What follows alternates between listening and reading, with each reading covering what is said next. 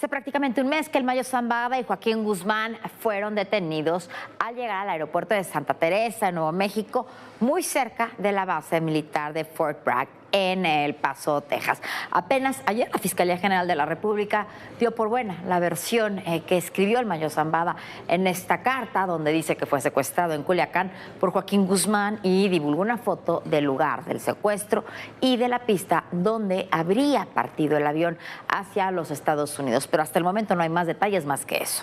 Sí, en lo que sí fue terminante la Fiscalía General de la República, es que la versión de la Fiscalía Sinaloense de que Héctor Melesio Cuen, el ex rector de la Universidad de Sinaloa y que era diputado electo por el PRI, fue asesinado en un intento de robo. Dice que esa versión es falsa y la Fiscalía General asegura que, como dice el Mayo, Cuen fue asesinado en ese domicilio que ya está controlado por la Fiscalía. Pero hay demasiadas preguntas sin responder, comenzando por saber qué datos duros tiene la Fiscalía para sustentar la versión del Mayo, si Estados Unidos participó o no en ese operativo y finalmente lo que nos tenemos que preguntar si todo esto es verdad o es una narrativa construida por una razón o por otra para ocultar una verdad. El gobierno federal reaccionó al boletín de este miércoles, donde la Fiscalía General de la República dio a conocer los avances en la investigación de los hechos ocurridos en Culiacán, Sinaloa, el 25 de julio. En su comunicado, la Fiscalía coincide con la carta atribuida a Ismael El Mayo Zambada y que su abogado dio a conocer el sábado 10 de agosto, que lo secuestró Joaquín Guzmán López y que al exrector Héctor Melesio Cuen lo asesinaron en el mismo inmueble donde al capo lo retuvieron y trasladaron contra su voluntad. Este jueves el presidente López Obrador fue cuestionado sobre si tenía más información del caso. Dijo que le corresponde a la Fiscalía General de la República ofrecer los avances de la investigación, pero consideró que si era necesario se podría llamar a declarar a funcionarios, incluyendo al gobernador Rubén Rocha como parte de la indagatoria. Pero si la Fiscalía considera que es importante para la investigación, todos los ciudadanos estamos obligados. Sería sano que... En el caso de autoridades, sí, todos. La investigación de la Fiscalía General de la República rechaza la versión de la Fiscalía de Sinaloa en el sentido de que al político Héctor Melesio Cuen lo asesinaron la noche del 25 de julio en una gasolinera de Culiacán. Este sujeto les dijo que se bajaran de la unidad y que víctima se opuso a ser bajado de la unidad y empezó a forcejear con el sujeto que les quería robar la camioneta. Refiere el entrevistado que en ese momento escuchó disparos. Aseguran que no hay elementos que prueben que atacaron a Cuen esa noche para robarle su camioneta, tal y como lo sostuvo la Fiscalía Estatal el 12 de agosto, cuando mostró un video del supuesto intento de robo.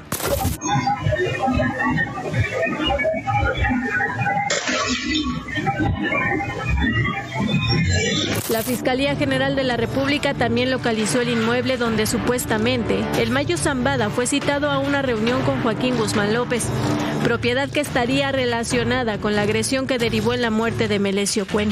Además, compartió fotografías de la fachada de la casa, tomas aéreas, así como de una camioneta y avioneta donde se habrían trasladado a El Mayo contra su voluntad a Nuevo México, Estados Unidos. De la finca San Julián, donde fue la reunión, al campo Berlín, donde salió el avión privado. El viaje duró alrededor de media hora. Si bien la Fiscalía Federal nunca hace referencia a la carta del Mayo Zambada, su versión coincide con la del narcotraficante. Además, se informó que está lista la orden de aprehensión contra Joaquín Guzmán López por secuestro y privación ilegal de la libertad de una persona en territorio nacional para entregarla a las autoridades de otro país. Bueno, hay demasiados hilos sueltos, está bien, lo decíamos ayer, esta versión es verosímil, pero no sabemos, la verdad, no sabemos cómo se llegó a ella. Por ejemplo, ¿de quién es la casa? ¿De quién es el avión que llevó al Mayo y al Chapito Unidos? Claudia Yuridia Mesa Avendaño, que es la esposa de Insunza Cáceres, es magistrada del Supremo Tribunal de Justicia del Estado y es familiar en primer grado del jefe de ese grupo paramilitar de Los Chapitos, de Avendaño Ojeda. Está el factor Griselda, ya lo hemos platicado aquí, Griselda López, la segunda esposa del Chapo, madre de Ovidio, de Joaquín, sus negocios importantes en el Estado, una empresa JM Concretos que aprovisiona buena parte de los materiales de construcción para las obras públicas en el propio Estado. Hay un dato que también publicamos, que dijimos aquí hace unos días, que es importante en este sentido. En diciembre, luego de un muertos, aunque por el grado de enfrentamiento que se dio ahí, en esa Bacoa y Cabrito, los funcionarios del o puede ser real, pero hay que sustentarlo, hay que decir cómo se llegó a esas conclusiones, más allá de la Carta del Mayo o más allá de que alguien les haya acercado la información. Hay mucho por descubrir todavía en esta historia, se va a cumplir un mes y, por cierto, un mes sin que Estados Unidos haya dado ninguna información oficial o extraoficial de lo sucedido. Del que somos el primer país exportador. Renunció, ¿por qué? Porque no estaba de acuerdo en la magnitud que ha tenido el narcotráfico mexicano. Las confrontaciones, las reacciones.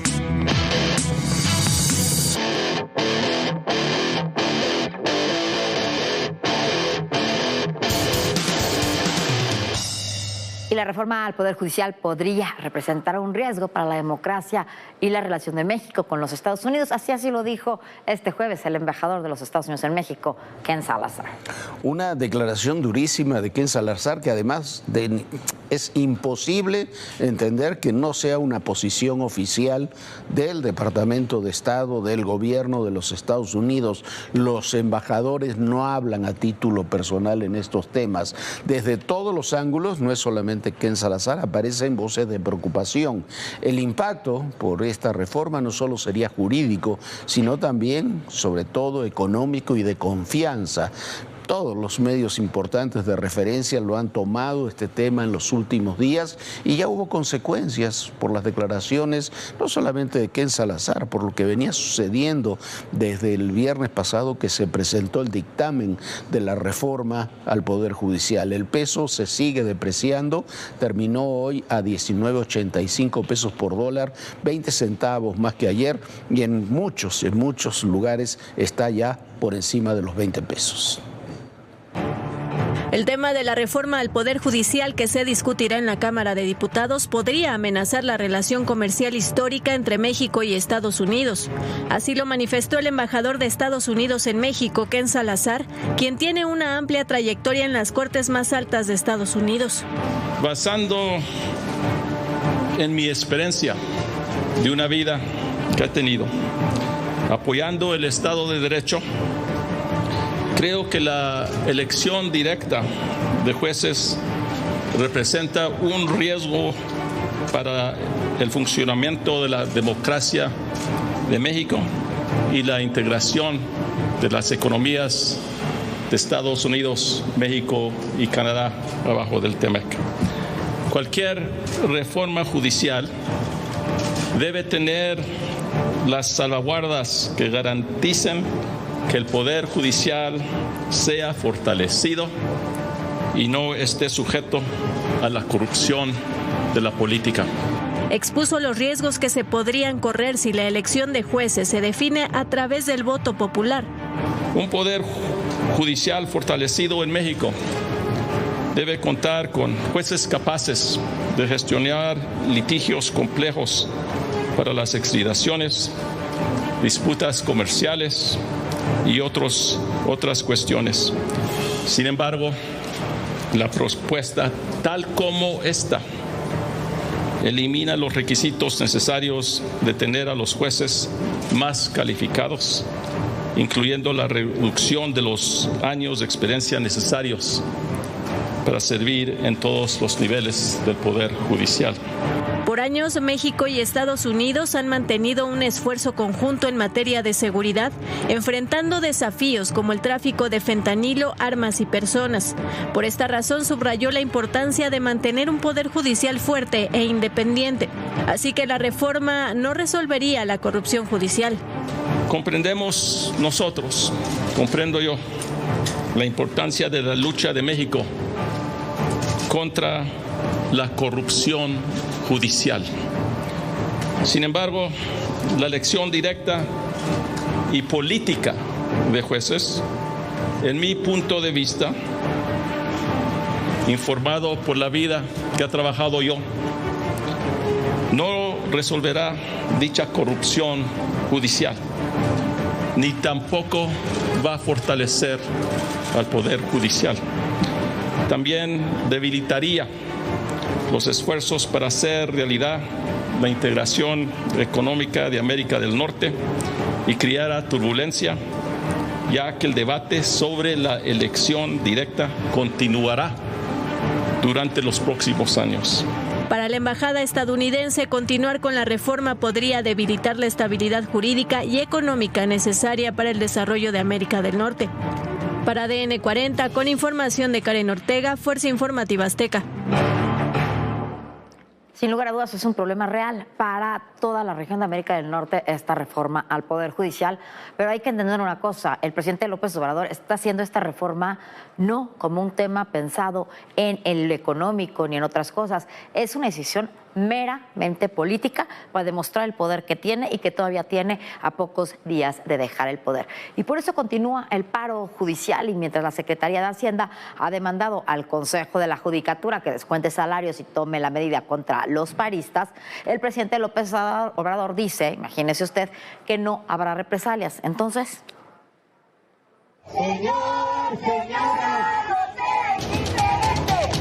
La suspensión indefinida de labores del Poder Judicial llegó a su cuarto día. Empleados, jueces y magistrados federales continúan pausando la impartición de justicia en todo el país, en rechazo a los cambios que propone el gobierno federal al Poder Judicial de la Federación. Sobre todo por la elección de jueces y ministros a través del voto directo de la ciudadanía, incluso por tómbola. Este miércoles circuló un documento en el que la Secretaría de Hacienda calificó como ilegítimo el paro nacional, por lo que pidió al Consejo de la Judicatura Federal dejar de pagar los salarios de los manifestantes por inasistencia injustificada. Incluso se advierte que continuar con el paro de labores constituye una falta grave que amerita sanciones que van desde descuentos hasta despidos. El contenido de este documento fue confirmado la mañana de este jueves por el presidente López Obrador. No obstante, descartó que se vaya a sancionar a los paristas. Lo saben los del Poder Judicial. Ellos saben que no pueden detener el funcionamiento del Poder Judicial. No se les impida la libertad, que no se les limite la libertad de manifestarse, porque si no van a poner el grito en el cielo y nos van a acusar de represores. Por lo pronto, la puerta principal de la Suprema Corte de Justicia de la Nación fue abierta después de casi 2 años para dar paso a más de 1,000 trabajadores que salieron a manifestarse. Los compañeros de la Suprema Corte de Justicia de la Nación por fin se armaron de valor y están saliendo a manifestarse en contra de la reforma.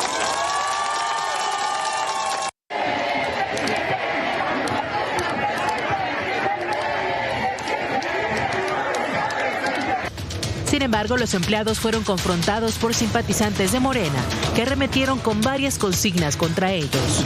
Los trabajadores realizaron una cadena humana sobre Avenida Pino Suárez, que avanzó por Venustiano Carranza y llegó hasta Erasmo Castellanos, donde policías les impidieron el paso por órdenes de sus mandos.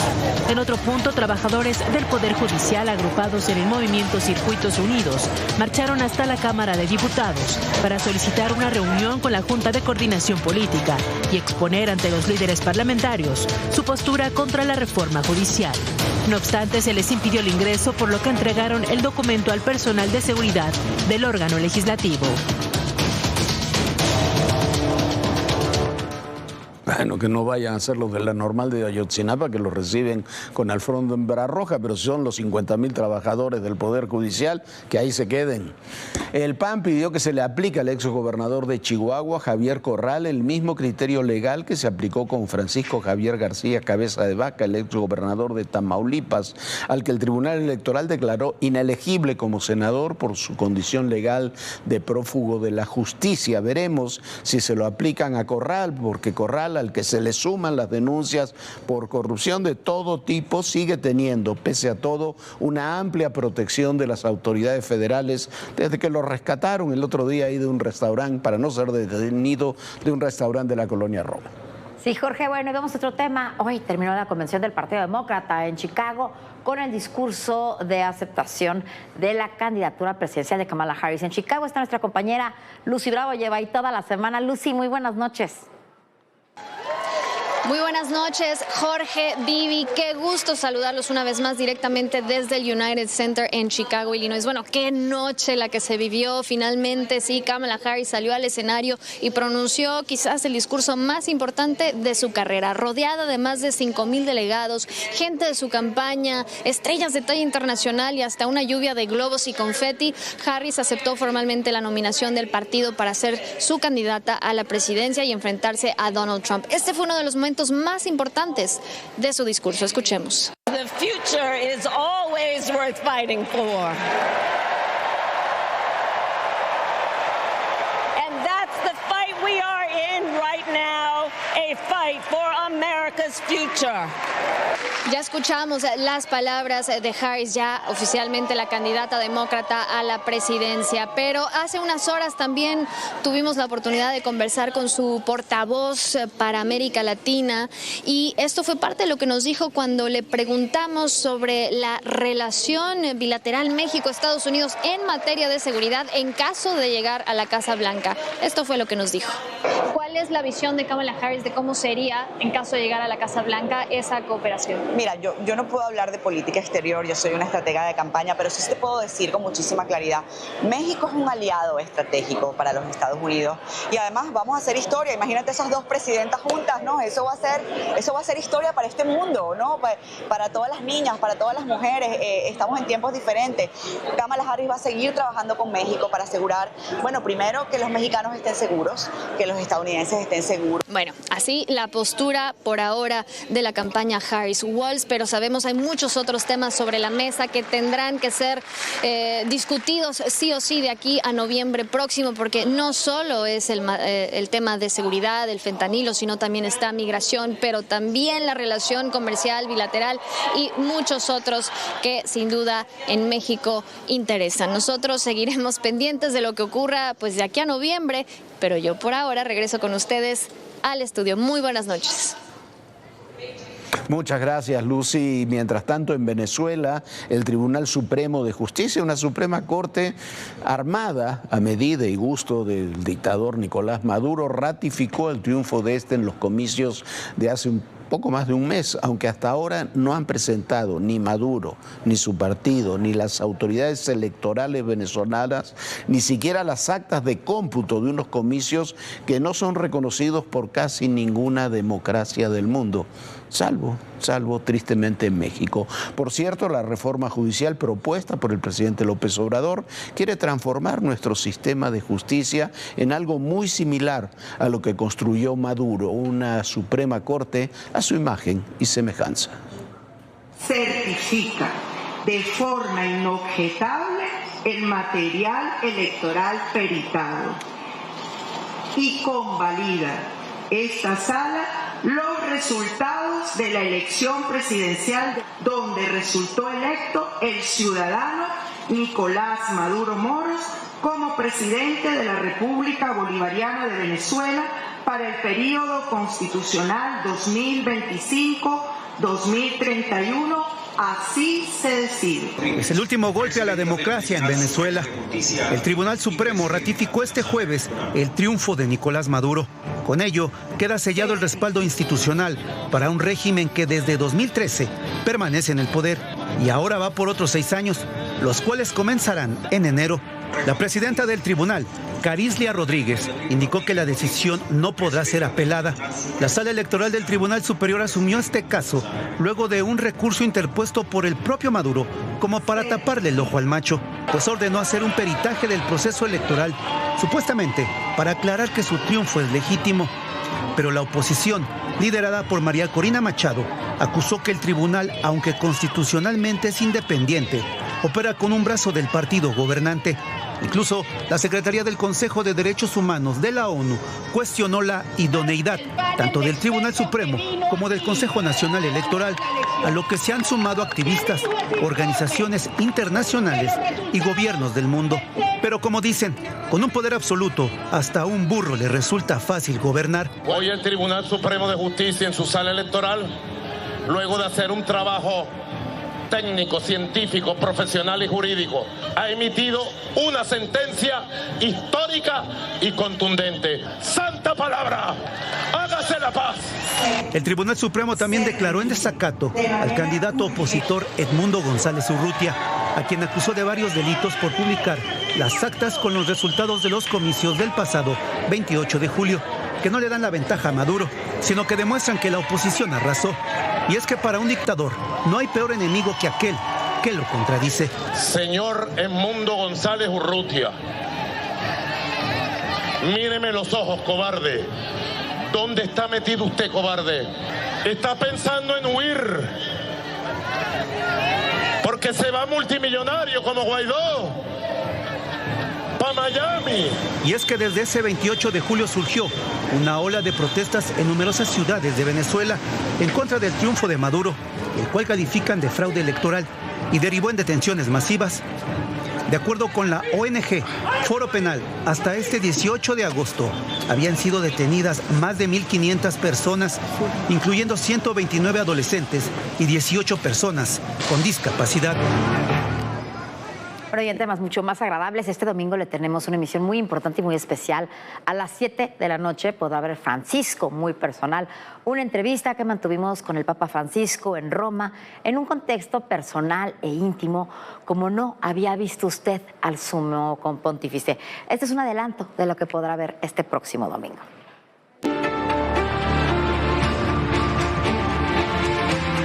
Es la anestesia peor olvidarse. ¿Cómo era Esther? Era un mujerón. De cómo hay que conocer la historia, la violencia, las cosas atrocias que hay para que esta historia no se repita. La polarización existe porque no existe diálogo. Las acciones que dan más provecho son las de la fábrica de armas. Bueno, este es un adelanto de lo que tendrá usted el próximo domingo a las 19 horas y también en las próximas emisiones de Todo Personal, con esta plática con el Papa Francisco que tuvimos en Roma, una plática muy, muy personal. Y recuerde, con este tipo de pláticas más que nunca, recuerde que en el poder y en la política todo, pero absolutamente todo es personal. Muy buenas noches, Viviana, muy buenas noches a todos ustedes. Muchísimas gracias.